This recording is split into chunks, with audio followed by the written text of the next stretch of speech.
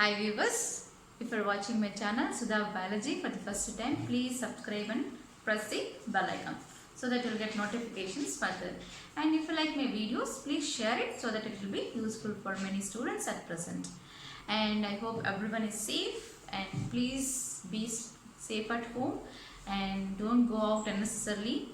So take some precautions to protect yourself. Okay.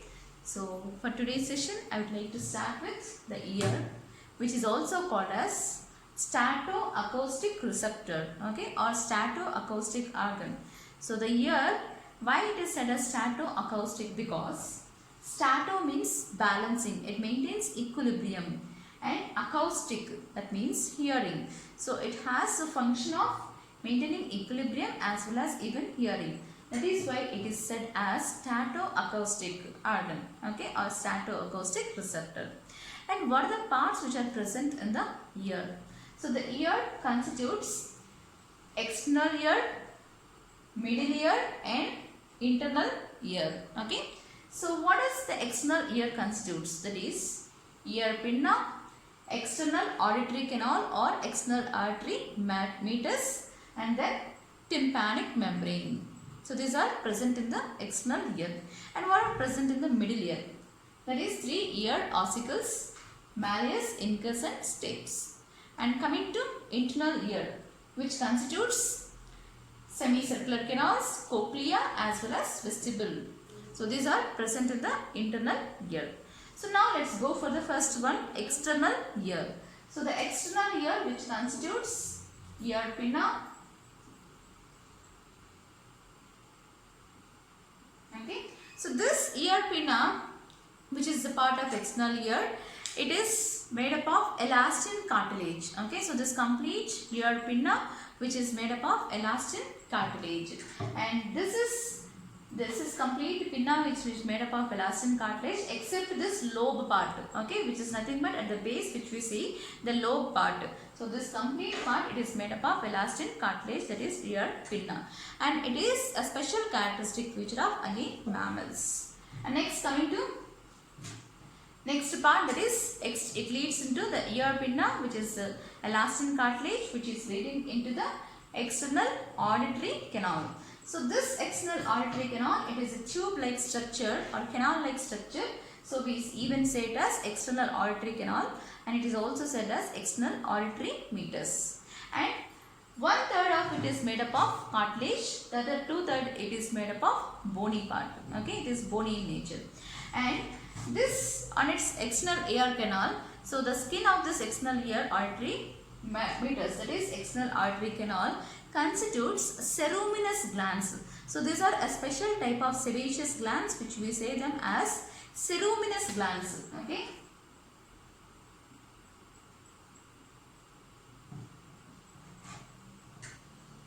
Ceruminous glands as well as even hair follicles are present. Okay.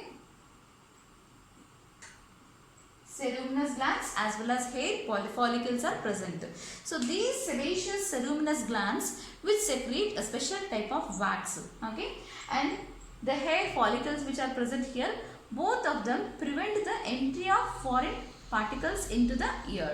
So that is the wax which is being secreted by ceruminous glands as well as the hair follicles protected the ear in order to prevent the entry of dust particles or any foreign particles inside the ear. And next, this leads in. And now you can see below this external auditory canal, you can see this part, it is constituting the parotid gland. Okay, so the parotid gland which you can see in this region below this auditory canal. And this parotid gland, if there is some infection, okay, that even secretes its inflammation parts even into the external auditory canal. Okay, so next it leads into external auditory canal meatus or meatus, it leads into tympanic membrane. So tympanic membrane, which is a delicate membrane, we can say that. Okay, it is a delicate membrane which is present in the into the inner side of this external auditory canal, and next it leads to middle ear. Okay, so this tympanic membrane on its inner side, that means the other side of this, it is showing the presence of eustachian, it is showing the connection with the eustachian tubes through eustachian tubes, it is connected to the pharynx, that is nasopharynx. So now what is the main purpose of presence of this eustachian tubes connected to the nasopharynx? So the main significance of this presence is if there is heavy the sound waves which are being receiving up to the tympanic membrane, it creates some vibrations on the tympanic membrane. So if there is heavy vibrations which are being reaching up to the tympanic membrane, so this is a very delicate, as we said, it cannot tolerate. So in order to maintain the equilibrium pressure, so the eustachian tubes which are coming from the nasopharynx, connected to the nasopharynx, and this maintains the equilibrium pressure against the pressure which is coming from outside, that is external auditory meters. So this gives a definite equilibrium protection, or we can even say integrity to the tympanic membrane. Okay, so that is the main significance of presence of eustachian tubes connected to the nasopharynx. So this maintains the equilibrium pressure to the tympanic membrane. And next, the middle ear, which constitutes malleus, incus and stapes. Okay, so the presence of 3 ear ossicles is again a characteristic feature of mammalians. Okay, so in the previous one, aves as well as reptiles, all this considers only 1 ear ossicle, and in fishes no ear ossicles at all. Okay, so that means no middle ear in case of fishes. So coming to mammals, it is a characteristic feature which constitutes 3 ear ossicles, that is malleus, incus and stapes. You can remember it easily by remembering MIS. Okay, MIS, that is miss. Okay, malleus, incus and stapes. Okay, so now these are nothing but modified bone ossicles. These are nothing but modified skull bones which are seen in the form of ear ossicles. So malleus, it is modified from auricular cartilage. Okay, and incus, it is from quadrate. So these are all modified skull bones. Okay, and stapes, which is from hyomandibular bone.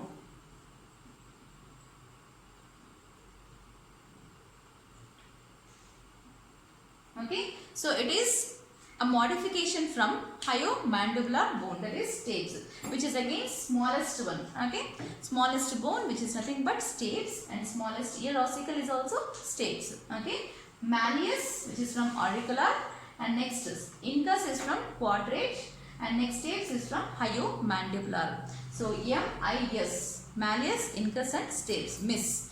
And the other names of this malleus, it is hammer,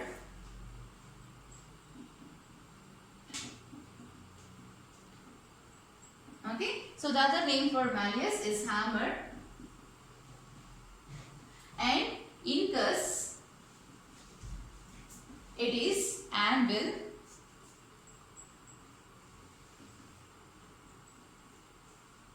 and stapes, it is trips.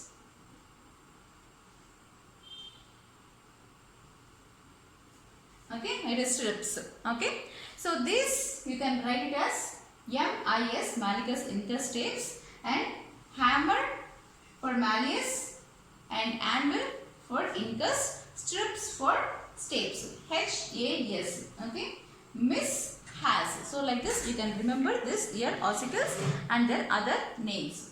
And now you can see the malleus, it is articulated with the incus. So malleus, it is connected to the tympanic membrane on one side, the other side it is articulated with the incus. Okay, and next it is leading to the stapes. It is connected to the, so incus is connected to the stapes, and stapes in turn connected to the oval window. Okay, so in the tympanic cavity these are present, and here you can see the openings which are present here, that is oval window. So membranous openings we can say. Okay, oval window which is also called as fenestra ovalis, and the other window it is round window which is called as fenestra rotunda. Okay, so fenestra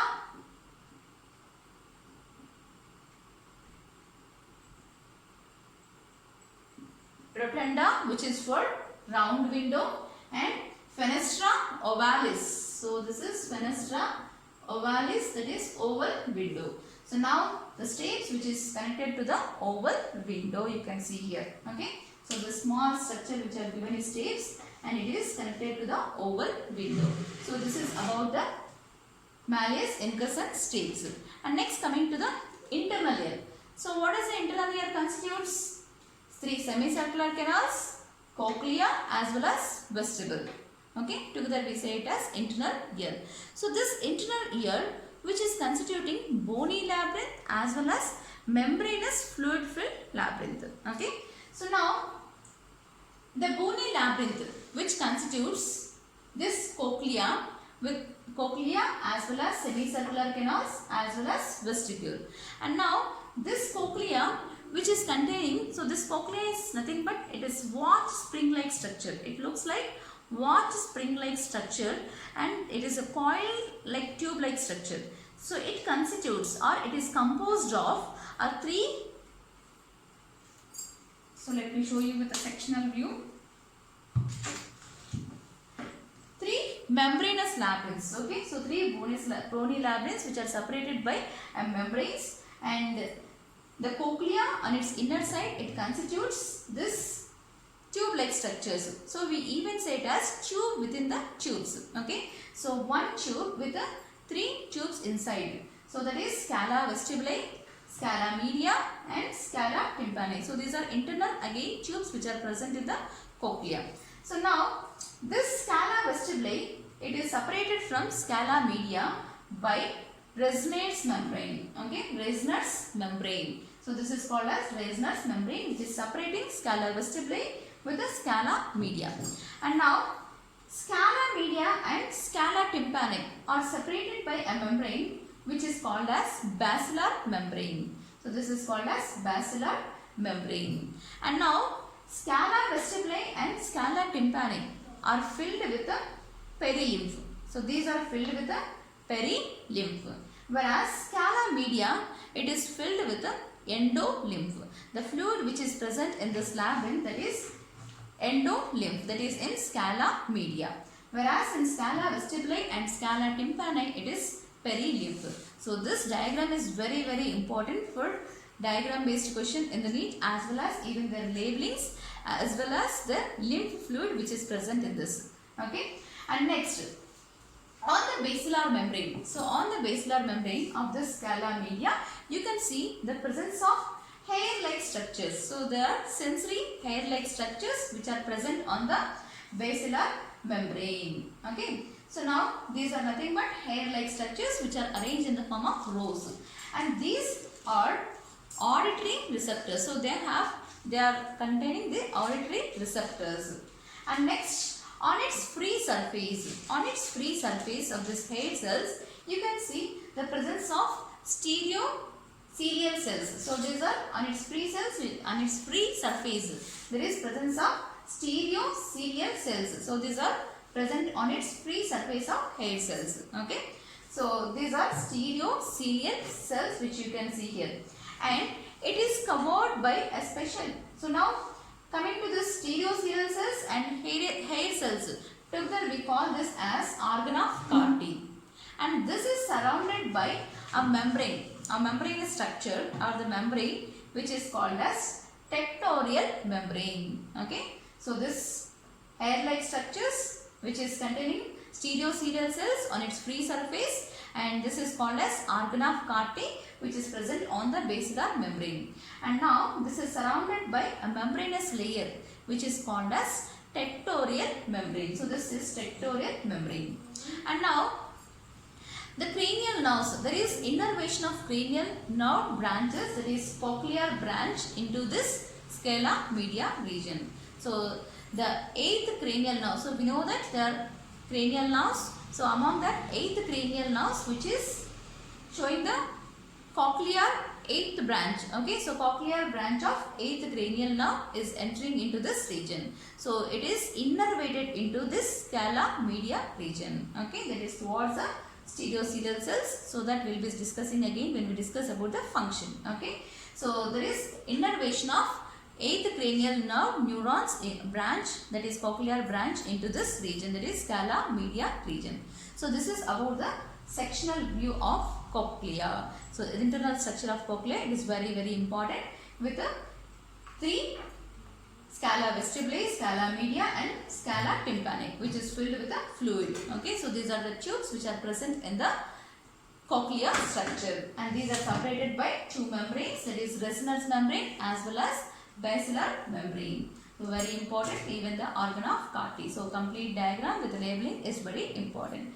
And next one, which is present in the internal ear, it is called as vestibule. Okay, so we have been finished with the Boveri labyrinth, which is constituting cochlea, and next we are coming to the membranous part which is present in this. It is called as vestibule. So vestibule. So this vestibule, which is constituting sac-like structures. So these sac-like structures, they are called as utricle as well as saccule. So the two sac-like structures which are present in this membranous vestibule, that is called as utricle as well as saccule. And now they have a small projections. So each one, that is each sac contain a small projection which we call it as macula. Okay, so saccule also contains a projection which is called as macula, as well as utricle also contains a small projection which we call it as macula. And this saccule with macula, utricle with macula, together we call it as otolith organ. Okay, so saccule and utricle with their macula, together it is called as otolith organ. Okay, so this is otolith. So saccule and utricle with the macula, together it is called as otolith organ. Okay, so this is about the vestibular part. And main function of this macula. Okay, so the macula which has receptors for gravity. Okay,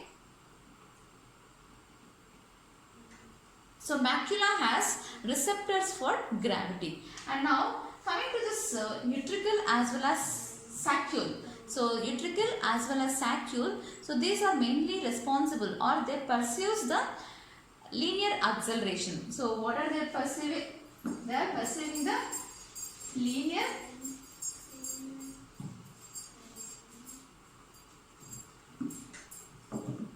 acceleration. Okay,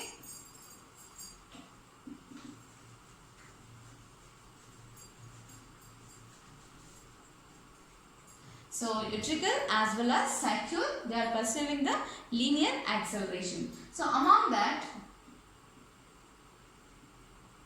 saccule pursues vertical acceleration, that means towards the upwards as well as downwards direction. Suppose when you are going in a lift, so going upwards as well as going downwards. So this is pursued by saccule. Okay, so it is a linear acceleration which is vertical, that is by saccule. Okay, that is upwards and downwards. Whereas coming to utricle,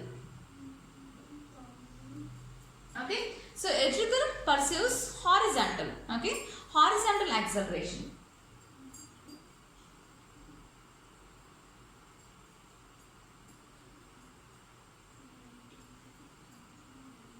Okay, that means going forward as well as coming backward. So when you are moving in a vehicle or in a car, okay, going forward and coming backward, so that is pursued by utricle. Okay, so forward as well as backward. Okay, so forward movement as well as backward acceleration, that is horizontal acceleration by utricle. So this is about the vestibule, which is containing saccule as well as utricle, and their macula, which is mainly for, it has receptors for gravity, and the saccule for vertical acceleration and utricle for horizontal acceleration. So this is the another part which is present in the internal ear. Next, coming to semicircular canals. So what are these? Semicircular canals. So there are three semicircular canals which are present. Okay, and these are present So posterior as well as superior to the vestibular part. Okay, so posterior as well as vestibular to posterior as well as superior, posterior as well as superior to vestibule part, that is called as semicircular canals. And each semicircular canal at its tip it is swollen. So you can see the swollen part here. So that is called as ampulla. Okay, the swollen tip of each semicircular canal it is called as ampulla. So 3 semicircular canals are present. That means 3 ampulla are present. And each ampulla it has a special ridge like structure. Okay, so it has a special ridge that is on its inner side, and an ampulla has a special ridge which we call it as crista. And in plural we say it as ampulla, crista ampullaris, and we even say in plural cristae. Okay, so this is crista. So each ampulla is on its inner side a hairy like structure which is present, that is called as crista. Okay, so this is crista. So ampulla is a swollen base of each semicircular canal which is containing on its inner side a hairy like ridge, that is called as sensory ridge, that is called as crista. Okay, so now these semicircular canals which are containing this ampulla at its tip and with crista, and semicircular canals as well as this otolith organ. So otolith together we call it as vestibular apparatus. Okay, so semicircular canals as well as otolith together we call it as vestibular apparatus. So what is otolith constituting? So saccule and utricle with a macula. So now semicircular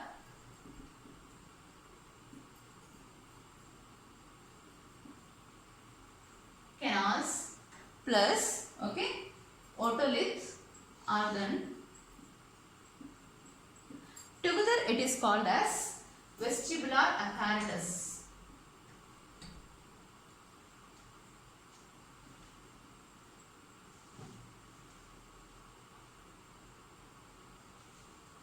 Okay, so semicircular canals, so 3 semicircular canals plus and otolith. So otolith with the saccule and utricle, together it is called as vestibular apparatus. Okay, so now even into the vestibular apparatus there is vestibular branch of cranial nerves, that is 8th cranial nerve of vestibular branch. Also there is innervation into this vestibular apparatus which can be seen. So 8th cranial nerve we chose 2 branching here, one into the cochlear part as well as the other branch. So one into the cranial branch, so one of cranial nerve which is showing their branch into the cochlear part. Okay, that we call it as cochlear branching, and the other into the vestibular apparatus. So 2 branches of cranial nerves which we are seeing here, that is 8th cranial nerve which is showing the innervation into this cochlear part as well as even into the vestibular part. And now this semicircular canals as well as the complete vestibular apparatus, semicircular canals, otolith, together we call it as vestibular apparatus. And now all this which are responsible for maintaining the dynamic or equilibrium position of the body. So especially the semicircular canals which maintains the angular acceleration. Okay, so semicircular canals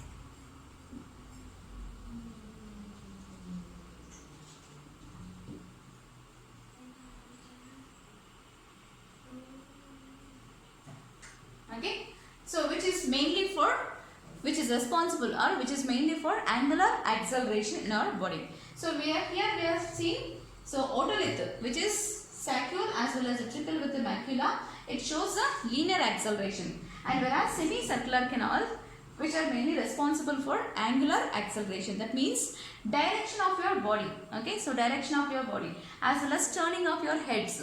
So that is mainly under the control of semicircular canals which has been responsible for turning of your head as well as rotation, direction. Okay, so that is mainly by semicircular canals. Okay, with ampulla and ridge which is containing, that is cristae. It is mainly responsible for rotation. And semicircular canals as well as otolith, this complete vestibular apparatus, this is mainly responsible for dynamic as well as equilibrium which is mainly responsible for dynamic and equilibrium posture to our body. Okay.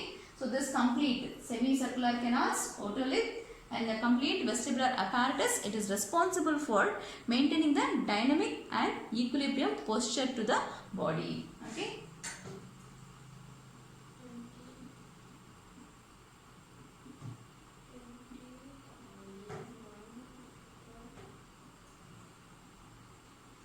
Okay, dynamic as well as equilibrium posture to the body. So now this is all about the internal ear, which constitutes semicircular canals, vestibule as well as cochlea in the bony labyrinth region, which is filled with a membranous fluid that is present in the cochlear region. So that is all about the structure of internal ear. And now coming to the functioning. So the functioning of ear. So what is the mechanism which is being seen? So mechanism which is being seen here, it is nothing but the sound waves which are being received into the ear pinna region. So the sound which is being received in the form of sound waves, when it is being reached up to the ear pinna region, so these sound waves will be passed through external auditory meatus and then reaching up to the tympanic membrane, which produces some vibrations. In the tympanic membrane, and from here this will be passed through middle ear, malleus, incus as well as stapes. Okay. So from here through oval window, it reaches to the cochlear region, which is containing the fluid, that is perilymph as well as endolymph. So it reaches up to the cochlear region, which is constituting the fluid, that is perilymph as well as endolymph. So it reaches up to this region, the fluid which is present here, and it shows some vibrations like tides which can be seen in the sea. And now that creates a basilar membrane to vibrate. So it ripples. So basilar membrane, it ripples after the perilymph receiving some vibrations. The basilar membrane also shows some rippling. Okay.